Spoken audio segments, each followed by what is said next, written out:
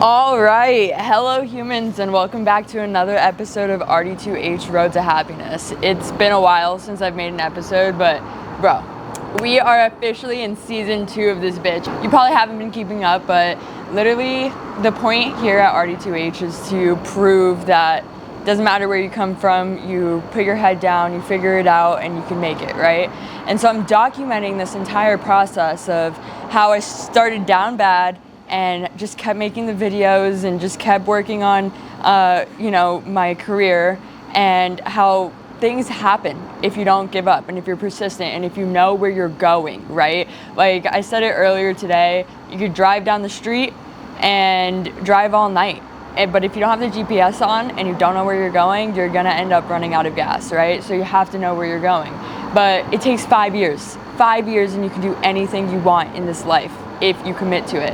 And so I'm proving that. I'm literally documenting and proving that, and that's the point of this series. But I've been skipping a big middle part because I've just been so busy with life. I just started my new job in investment sales. I moved to LA. I drove across the country, literally packed all my shit, U-hauled across the country, and moved solo to LA to do this job. I'm working like 12-hour days right now, but I really think that when you're in alignment, and I genuinely am in such alignment, it feels like I went through phases. I jumped timelines. I went through the 40 days in the wilderness. Like in the Bible, the Israelites were in slavery. They had to go through 40 days in the wilderness before they got to the promised land. And during those 40 days, you're constantly thinking, was the slavery that bad? Should I go back?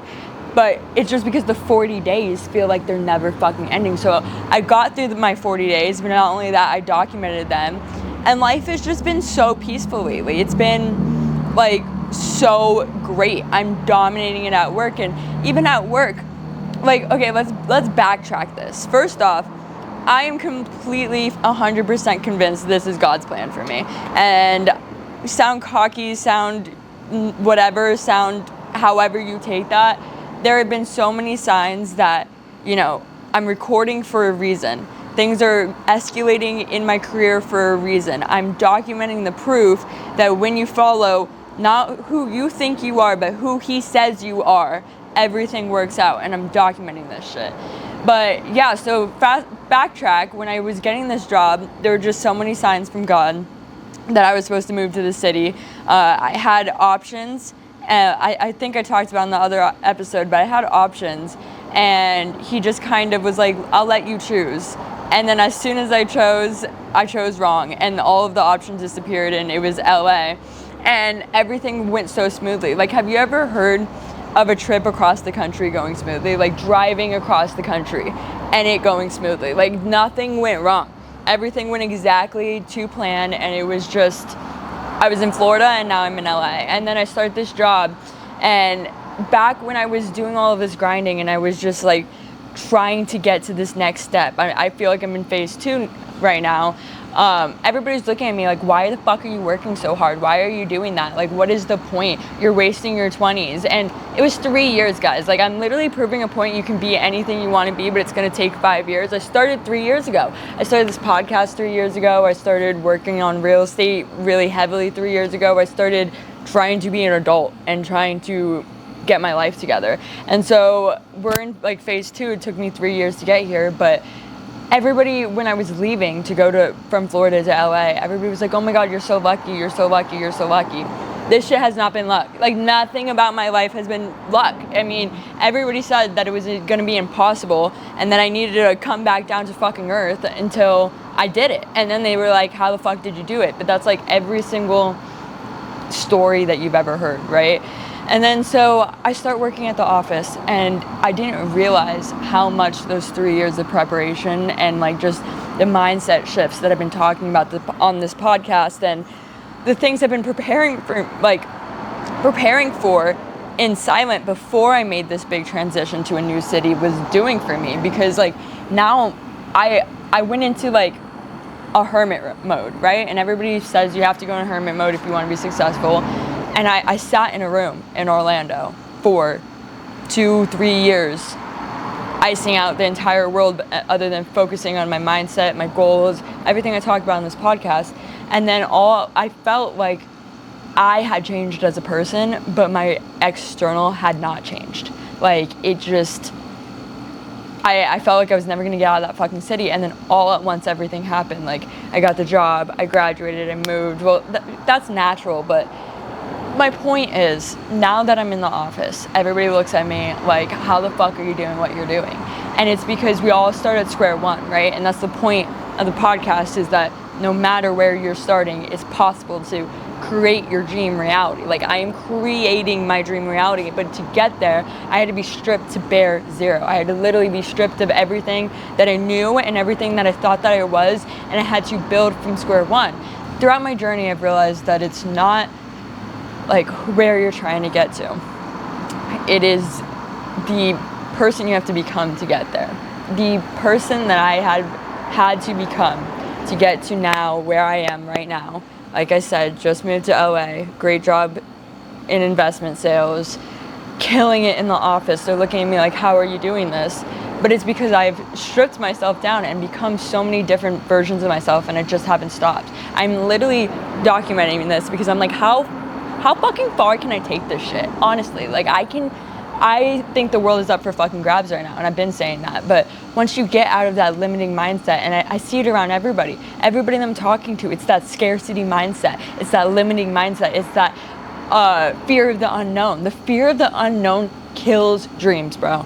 It literally kills dreams. The fear of the unknown. But yeah, the fear of the unknown fucking kills dreams. It's a dream killer. And comfortability is a dream killer too. And so everybody's looking at me like, how the fuck are you doing this? But also, you know, when you put yourself in a situation where you have no choice to, where, like, my mindset going into LA was that I had been to hell. Like, I had seen the lowest version of myself. I had pulled my way out of the biggest depression, the biggest, you know, blocks, addiction, bad friends, bad environments. I had heartbroken, like, everything that could be bad. I was at a rock bottom, and I had pulled my way out of it. So I knew that I could go to hell and walk through it. So when I decided to face the unknown, move across the country solo, and just bet on myself and see how far can I fucking take this, I knew that if it ended up going to shit and I had to face hell again, I had survived it once and I'd survive it again. And I think that's what God does. That's what God does when He takes everything and things just go so fucking bad and there's just no hope. And you're like, how am I ever going to survive this? But then you do. And when you do, and when you cross those 40 days of wilderness, you realize that there is nothing in this fucking world that could stop you. Like, nothing. The only thing stopping you is yourself, your scarcity mindset, and your limiting beliefs that, you know, you can't do it. But in reality, if somebody else fucking did it, that means it can be done. And I'm gonna do it, and I'm almost there. And so I'm in the office, and everybody's looking at me like how are you thinking like this? Like, how are you jumping on these concepts so quickly? But again, it's because I did the 40 days in the wilderness. This is me taking what I owe or I deserve. I'm cashing the fuck out. That's why I'm in LA.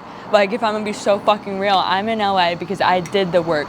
I sat in a room for 3 years. I faced my demons. I became that confident bitch that, fuck with me, try my shit, I dare you.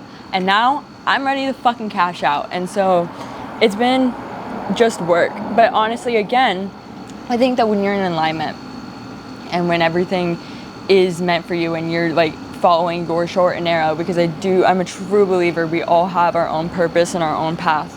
And the challenge that each and every one of us faces is stripping away all of the noise, the garbage, the worldly things, all of the people telling you that you should go this way or you should go that way.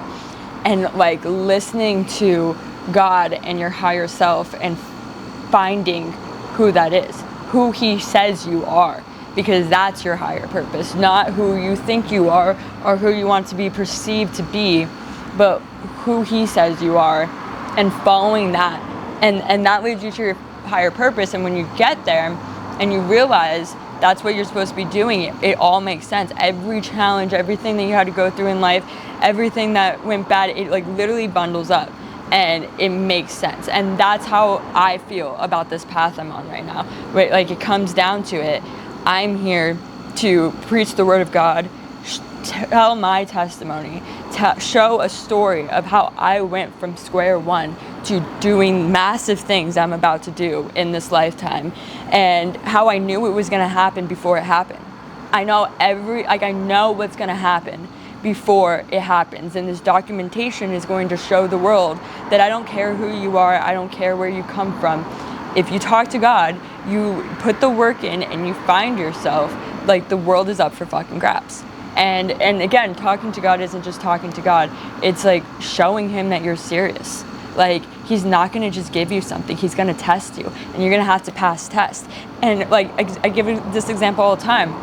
But if you say that, you know, God, I'm done with these fuckboys, and I don't want to be around them anymore, and I'm just so over it, take all of them out of my life. And what is he going to do? He's going to make your ex hit you up.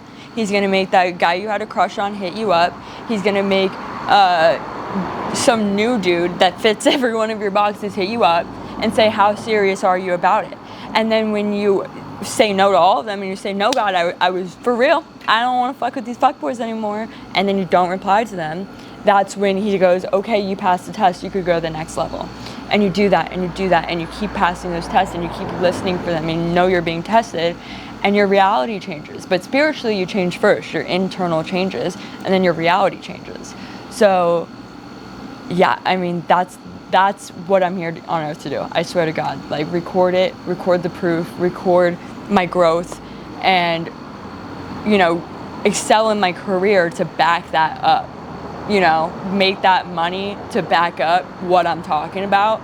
But I'm blessed. At the end of the day, absolutely blessed. And it's been a journey. Going across the country was a journey. And I went to Zach Bryan.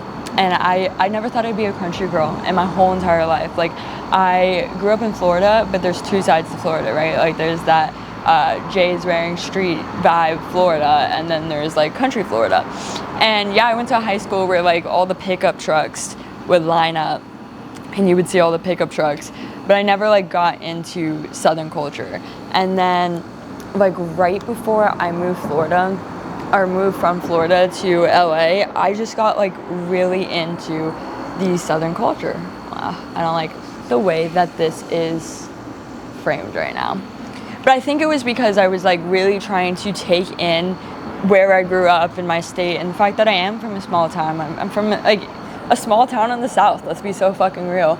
And like just the beauty and the simple life like really got to me right before I moved to the city. And then I started like horseback riding, and I got like really into country music, and it was just like another version of myself, I guess you'd say, another layer to myself that because I was like literally, when you're unconscious about things, you like numb certain parts of yourself to be viewed by the world a certain way, right? So like people judge country music, so even if you like country music, subconsciously you'll consciously like hate country music. But if you hate anything, like there should be no hate in your heart. So like that's alignment. Like, I swear to God, I have no hate in my heart anymore for anything.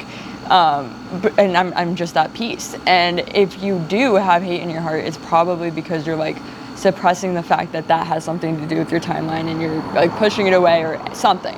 So I hated country music because apparently it really does like something for me. It really brings me down to earth. It humbles me, and it reminds me like what's important. And the devil would hate that. The devil would hate for me to know what's important, right? So I like consciously hated country music for so long, and then I really got into Southern culture, not like the bad Southern culture that, you know, gets skewed in the media or whatever, but just like all you need is an open road and your friends and being on the porch with them. And like for 4th of July, like all of my friends we live on the water over in Florida, and there was like this big ice cream boat, like an ice cream truck, but on the water. And it just like taking in those moments like so heavily, the simple moments, the moments money can't buy you. And that's brought me a lot of peace. Like I was at the park earlier today with my dog, and I'm just looking around, and I'm like, fuck, life is so fucking good. Like, and it's free. I don't need the money, but the money's gonna, for me at least, send a message that you do need God. and that's what I'm here to like kind of prove. But I really think that the Southern life didn't come into me or into like my reality or something that I really cared about until I was like getting ready to leave home. And I was trying to really take in like, this is, you come from a small town, this is where you're from, you're about to do big things, and like the last thing I want to do on my journey is get lost. Like I know that if I look at God and I hold his hand through the fucking fire, I will make it through, not touched. But I don't want to lose myself in the sense that, you know, the money starts coming in and I'm not humble anymore. Or I don't remember that the whole purpose to making the money was to give it back to other people and to like, you know, prove the point that and inspire. That's why I'm doing what I'm doing, right? That's why I'd make the podcast. That's why I do what I do in my career. That's why I'm building myself up, because one day it's going to be undeniable and all of these videos are going to age so gracefully, and what they're going to do is they're going to inspire other women out there that the world is up for the fucking grabs, and kick these men in their fucking balls and go grab it. Straight up. So that's just kind of my life update. I've just been working 12-hour days, but it doesn't feel like work. It feels like purpose. And so, like, usually, you know, when people say they're working 12-hour days, it feels like you're like, oh, I feel bad for you, that sucks. Like, I would hate to do that. Because they come home and they're exhausted and they're spiritually drained, and the 9 to 5 just crushes them when they're doing what they're not supposed to be doing. And what, like, you know, isn't fulfilling them. But my work and my purpose and my vision and what I see this being in the long term brings me so much fulfillment and purpose that it does not feel like work. Even if I'm looking at Excel spreadsheets for 12 hours, it does not feel like work. And that's like literally a feeling I've never had before, and that has to be divine. It has to be a divine, like it is, it's my divine calling to be doing this, so it does not feel like work when I'm doing 12-hour days. And also I'm fucking kicking ass at it, again, not because I'm just natural at what I do, but because I sacrificed. I sacrificed everything for this, and you know, they're like, "Oh, you're so motivated," but it's like I made a commitment to myself, and I said I want to be financially stable, and I don't care what it takes to get there, and I want to do something big in this world, and I want to make an impact. I want to die knowing I left this world better than I found it, and that takes sacrifice. I sacrificed everything. I left my family, I left my friends, I left my comfort, I left like another position that was actually going to pay me a good salary compared to my job's commission based only here, for betting on myself, knowing that, you know, if I don't, it will always be a what if. But not only that, knowing that I was going into the fire, but I was going into it with God. So the world is literally up for grabs, and if I do anything, I want to inspire other women that the only thing that is stopping us is the fact that everybody around you will tell you that you can't do it. Everybody. And every single successful person says it. They all say the exact same shit. And every single like step that they say you have to go through, you really have to go through. There is no skipping these steps. There is no, you know, excelling growth. Like it starts internally in your mind, growing as a person, as a human being, and it just like funnels into wealth. Like literally. It all clicks. It's as you're like growing spiritually. Of course, there are those exceptions of people who make their money, you know, in bad ways. But we're doing it in a moral way here, where you're growing as a person and you're just working on becoming a better person, and naturally you're moving timelines. You're shifting mindsets. You're becoming different versions of yourself, and then your external catches up, and all of a sudden, when it rains, it fucking pours. When it rains, it fucking pours. And so I wanted to like record because I'm skipping this journey of like the internship, you know. I think that within the next 2 years, I can reach all my goals, and I'm kind of like just killing it in the office. And I think in the next 2 years I can reach all my financial goals, and I can become, you know, the person capable of holding my dreams. Because if you had given me all my dreams 2-3 years ago, I was not somebody that could have managed what it takes to manage wealth, what it takes to manage responsibility, what it takes to, you know, withstand and withheld my dream reality. But I feel like I've never been as close as I am right now, and I think in the next 2 to 3 years, I could be the person that is able to hold my dream reality if I'm not right now. I'm literally just almost there, almost breaking through. So that's kind of my update right now. That I'm in my internship. I moved to LA. Things are going amazing. I'm so grateful for everything God has done for me. I'm taking in the little moments because, all my favorite movies are these really inspiring finance movies like Wolf on Wall Street or Dumb Money, or there's one called The Big Short. And they're all these really inspiring movies, but throughout, I was thinking about this earlier, throughout all of the movie, you're watching the grit. You're watching, them keep their head down. You're watching them learn lessons. You're watching everybody tell them that they can't do it. Everybody telling them the same shit. They're out of their mind. I don't want to do that. It's too risky. It's too crazy. Nobody does that. And they do it anyway. And those are the people that make a big difference. But at the end of the movie, there's always cash out. But what's the point of the cash out? That's not why you watch it. Every single one of those movies, they cash out at the end. But you watch it because of the grit and the climb and how they got there. And that's the inspiring part, right? So I'm really trying to take it in, and I'm in the inspiring part right now. And rather than sitting here like, oh, I can't wait to cash out, I can't wait to cash out, and the money couldn't come fast enough, I'm enjoying the story. I'm in the middle of a fucking saga right now, like a literal movie. Like, my life feels like a movie. And rather than speeding it up and being like, I can't wait to get to the part where everything's great, I'm trying to enjoy that this is the inspiring part. This is the part that people watch. This is the part that movies are made out of. When nobody's watching, when nobody knows that you exist, when you are just working those 12-hour days because you have a vision, you have a dream, and you know that the only thing stopping you from getting it is you. So you're fucking working every fucking day because it's not if this is gonna happen, it's when. It's how soon can I get there. It's a race between me and myself. And that's the inspiring part. So I'm not even rushing this shit anymore. I'm enjoying the journey. I'm enjoying each chapter because I already know the ending. And when you already know the ending of your future because you're that in control, you just enjoy the fucking movie. There's no stress. There's no worry. There's no what if. When you follow God and when you take full fucking control of your life and you work to become the person that's able to handle your dream reality, there's no fear. There's no fear. Fear is not a thing I feel anymore. There's no worry. There is no anxiety. There is only enjoying the day ahead of me because I know how this ends. I know how the story ends, and it ends beautifully, and it's beautiful throughout the entire story, so why fear? And also, why fear tomorrow when today has been enough?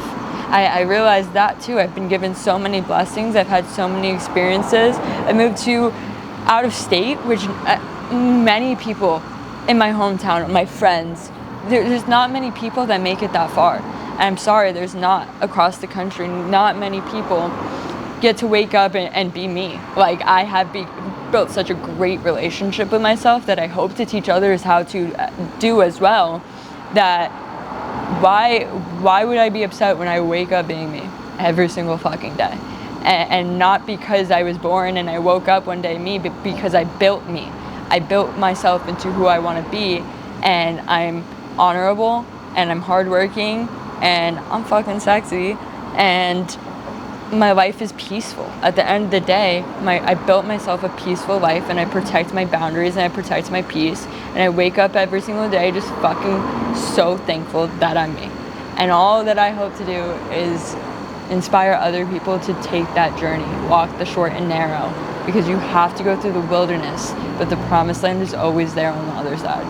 And so keep following this journey. That's just the update and where we are right now, and just trying to keep the recording because life goes by so fast, and then I forget to record, then I'm in a new phase in life, and the whole point is that we have to document this journey from square one to where it ends. So love you guys. See you guys for another episode. RD2H, Road to Happiness. Bye.